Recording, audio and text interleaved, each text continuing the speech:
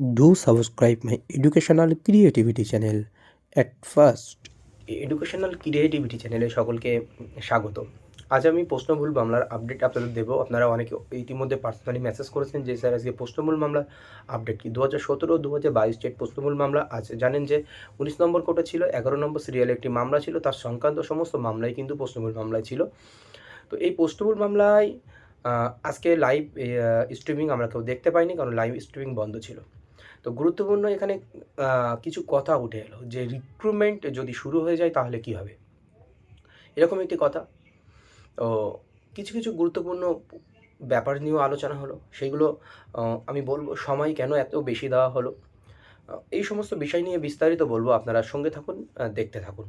তো আজকে আপনারা জানেন যে কমিটি ফরমেশনটা হয়েছে। এমনকি কমিটি ফরমেশনের যে ম্যাটারটি আগের দিন মুখবন্ধ খামে জমা পড়েছে।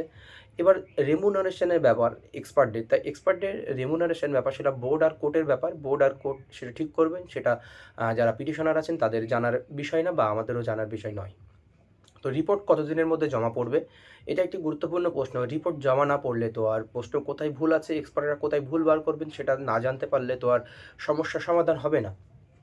আর কমিটির কাজ কি সেইগুলো কিন্তু এখানে বলে দেওয়া হয়েছে আজ, বা কেমন ধরনের কাজ হবে কমিটির সেই সমস্ত বিষয়েও আলোচনা করা হয়েছে। কিন্তু দুর্ভাগ্যবশত এটাই যে ডেটটা অনেক বেশি করেই পড়েছে, প্রায় 2.5 মাস পর আবার ডেট পড়েছে প্রশ্নমূল মামলার। ঠিক 6 মার্চ আবার প্রশ্নমূল মামলার ডেট পড়েছে। কিন্তু পিটিশনার পক্ষের অ্যাডভোকেটরা যে প্রশ্নমূল মামলার এতদিন ডেট দেওয়ার জন্য ওনারা একটু আপত্তি করেন, কিন্তু বিচারপতি আপত্তিটা শুনতে চাননি। ওনারা বলেছেন যে আমি এমনভাবে চাইছি রিপোর্টটি যেন বোর্ডের প্রতি আর কোনো অভিযোগ না থাকে, যে একেবারে সমস্যাটা সমাধান হয়ে যায়। প্রশ্ন ভুল বার করতে অনেক সময় লাগবে। কিন্তু অ্যাডভোকেটরা বলেন যে একটা একটা এক্সপার্টকে একটা একটা সাবজেক্টের দায়িত্ব দেওয়া হচ্ছে, সেখানে কি প্রশ্ন ভুল বার করতে এতটা সময় লাগে? কিন্তু বিচারপতি একই কথা বললেন যে একটু সময় লাগবে, একেবারেই কাজটা সম্পন্ন হবে যাতে আর পরবর্তীতে কোনো সমস্যা না হয়।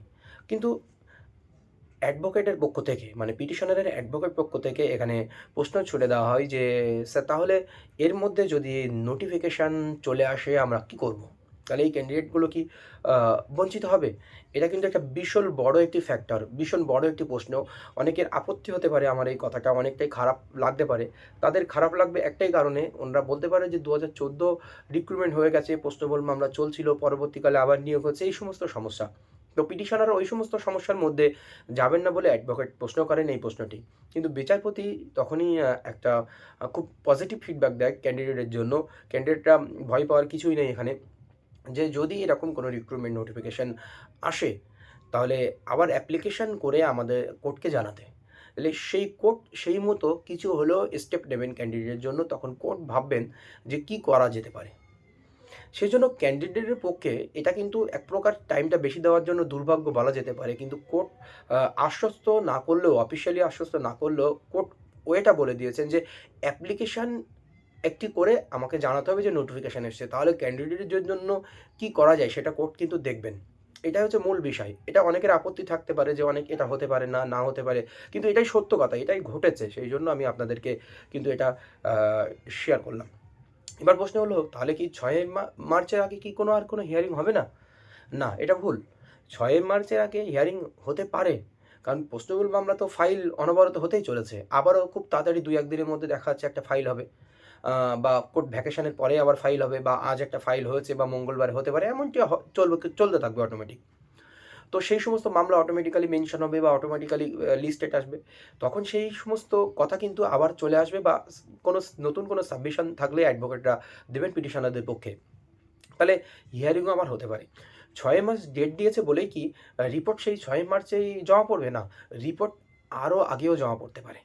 এমনটা ব্যাপার হতে পারে যে রিপোর্ট ৬ মার্চে জমা পড়বে তাই নয়। হিয়ারিংয়ের ডেট দেওয়া হয়েছে ৬ মার্চ। রিপোর্টটা ৬ মার্চের আগেও কিন্তু আ জমা পড়তে পারে, এটাই মানে বাস্তব। তো আপডেট আসলে অবশ্যই আমি আপনাদেরকে আবার ভিডিওর মাধ্যমে আ জানাবো।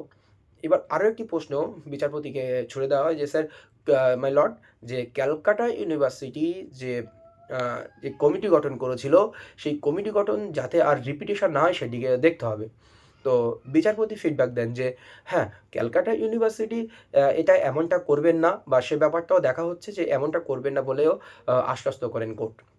এই হলো আজকে প্রশ্নমূল মামলার সামগ্রিক আপডেট। কিন্তু এই যে আমি বললাম যে নোটিফিকেশন চলে আসলে কী হবে? এটাতে কিন্তু বারবার বলছি অনেকের আপত্তি থাকতে পারে। কিন্তু এটাই আলোচনা হয়েছে কোর্টের মধ্যে, কারণ আজকে লাইভ স্ট্রিমিং কেউ কিন্তু দেখতে পায়নি, লাইভ স্ট্রিমিং বন্ধ ছিল। সেই জন্য কোর্টের মধ্যে যেটা আলোচনা হয়েছে সেটাই আমি আপনাদের সঙ্গে শেয়ার করলাম। পরবর্তী প্রশ্নমূল মামলা নিয়ে আরেকটি গুরুত্বপূর্ণ আপডেট কিন্তু আমি ২-১ দিনের মধ্যে নিয়ে আসবো। হিয়ারিংয়ের বাইরেও কিছু গুরুত্বপূর্ণ তথ্য আপনাদেরকে আমি দেবো যে প্রশ্নমূল মামলার সত্যিই কি নাম্বার বাড়বে? যদি এক্সপার্টরা প্রশ্নমূল মামলা প্রশ্ন নাম্বার বাড়বে কি না বাড়বে তার অপোজিটে যায়, ক্যান্ডিডেটের পক্ষে না আসে, তখনও কি অস্ত্র ব্যবহার করা হবে? এরকম ধরনের কিছু একটা কাজ কিন্তু হবে। আমি কিছু ক্লু আপনাদেরকে দেবো যে প্রশ্নমূল নাম্বার বাড়তে চলেছে কি না? সেটা হচ্ছে আজকে এই মূল আপডেট আপনাদের সঙ্গে শেয়ার করলাম। ধন্যবাদ। আজকে এই পর্যন্ত।